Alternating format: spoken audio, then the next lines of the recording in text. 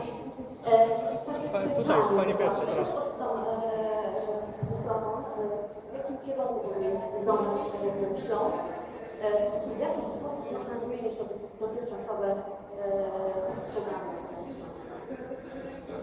Ja się nazywam Piotr, Czudor, ale Czudor jest znany ze straty, także wszyscy go poznają. Tutaj pani Justyna mnie poprosiła, żebym nadużyła takiego stwierdzenia, jak oswoić Śląsk dla Polski. No, coś takiego, jak Śląsk, Śląskość, Ślązakiem. Pierwsze, co mi przyszło do głowy, to że można oswajać coś, co się zna. Ja urodziłem się na Śląsku, mieszkałem w zasadzie prawie całe życie na Śląsku, a teraz od pewnego czasu mieszkam w Warszawie. No i widzę, jak to tutaj wygląda. Praktycznie rzecz biorąc, po śląsku nawet moi bliscy znajomi nie wiedzą nic. To są stereotypy, jeszcze raz stereotypy. To jest ten górnik w czapce z piórami, ogródeczek, gołąbeczek, fajeczka i tak dalej. No i to jest ten rasiowy Szlezwiec czy Ślązakowiec, to się teraz nazywa, Ślązakowiec, który chce koniecznie oderwać Śląsk i przyłączyć go do Niemiec. To jest oczywiście zupełnie niezgodne z prawdą. Ja żałuję, że tutaj nie ma nikogo z Rasiu, Jurka Korzenika, który by coś na ten temat powiedział. Może być też zarzutem, że jego tutaj nie ma i nie jesteśmy tutaj w pełni wiarygodni. Że bez upoważnienia staramy się go tutaj zastąpić. Proszę Państwa, żeby oswoić tego Ślązaka, trzeba go poznać. A więc po pierwsze historia. Ja nie będę się tutaj rozwodził. Pani Justyna powiedziała, że mi się maksymalnie skracał, w związku z tym się skracam. Historia Śląska jest zupełnie nieznana.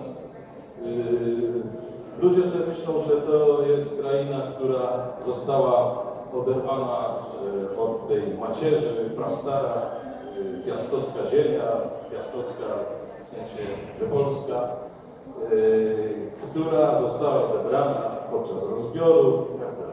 Warszawiacy, moi znajomi, bardzo się dziwią, kiedy mówię, że Śląsk nigdy nie był pod żadnymi zaborami, a już w ogóle nie był pod zaborem niemieckim, bo pod koniec XVIII wieku, jak wiadomo, już od kilkuset lat nie należał do Polski, tylko najpierw do korony czeskiej, potem do Austrii, potem do Polski. Także my nigdy nie byliśmy pod żadnymi zaborami i wcale nie jesteśmy z tego powodu jakoś pokrzywdzeni, tak jak inni Polacy. Proszę Państwa, niestety w szkole polskiej się na ten temat w ogóle nie uczy, także w szkole na Śląsku. Absolutnie. Dlatego to, co tutaj powiedziała koleżanka młodego pokolenia, 20-latka, no tak, to się bierze właśnie chyba stąd. Nie uczy się oczywiście także na Śląsku o tragedii górnośląskiej. Nie wiem, czy wszyscy wiedzą, co to było, no ale ponieważ się miała skracać, w związku z tym się skracam. Chodzi o to, że do obozów, które 5 minut wcześniej były obozami niemieckimi, zamykano Ślązaków. Wywożono tysiące ludzi do niewolniczej pracy w sowieckich kopalniach. Prawie nikt nie wie, nie było o tym mowy w Polsce, że Ślązacy nie wpisywali się na ochotnika na niemieckie listy narodowościowe, tylko przydzielano im tam niejako z urzędu, głównie po to, żeby następnie wścielić ich do wojska, wysłać na Ostfront czy jakiekolwiek krzyżactwo. Podczas gdy Volksdeutsche w generalnej guberni na przykład, no to byli po prostu zdrajcy narodu polskiego, którzy dobrowolnie wpisywali się na Volkslistę i służyli wrogowi tego narodu. Proszę Państwa, nikt nie chce wierzyć, że Śląsk był traktowany zarówno przez Niemcy, jak i przez Polskę, jak kolonia, dająca surowce i dająca siłę roboczą. Kto chciał awansować, zmienić swój status społeczny, to musiał się albo germanizować, albo potem polonizować. Za II Rzeczpospolitej było tak samo. Po wojnie ten wykształcony Ślązak mógł być najwyżej w kopalni, czyli w zakładzie pracy dyrektorem do spraw technicznych, zastępczym dyrektorem dyrektora do spraw technicznych czy ekonomicznych. Potem naczelny dyrektor to już był przeważnie tam człowiek napływowy, Polak. No to na Ślązaku to odium jakiejś niepewności politycznej, narodowościowej cały czas ciążyło. No i trudno się dziwić, że w latach 70., kiedy się taka możliwość stworzyła, a to chyba z milion różnie to określają, ludzi z Górnego Śląska pojechało do Niemiec. Nie dlatego, że tylko sobie chcieli polepszyć ekonomicznie życie, to też, ale dlatego, że się tutaj czuli tym, jak się to teraz nazywa, gorszym sądem. Proszę Państwa, zwalczana była ta śląsko-gotka.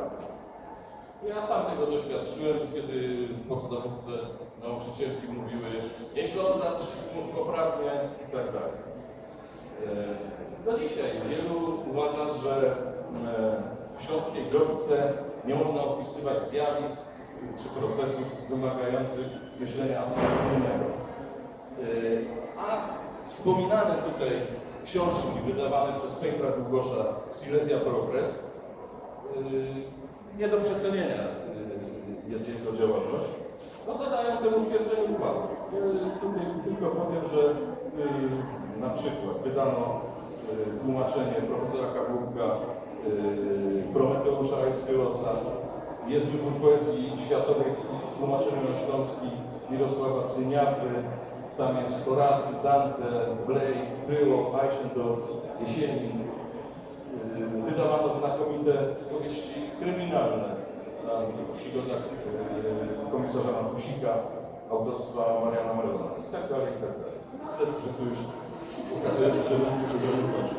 Wniosek mój jest taki, żeby to wszystko tutaj wyprostować, potrzebne są pieniądze. Pieniądze możemy na upowszechnianie kultury gotki śląskiej dostać wtedy, kiedy zyskamy status mniejszości etnicznej, obok tych Romów, Karaimów, Tatarów, Ujgurów bodajże, i wtedy, kiedy nasz język zostanie zaliczony do języka. Dziękuję. Przepraszam.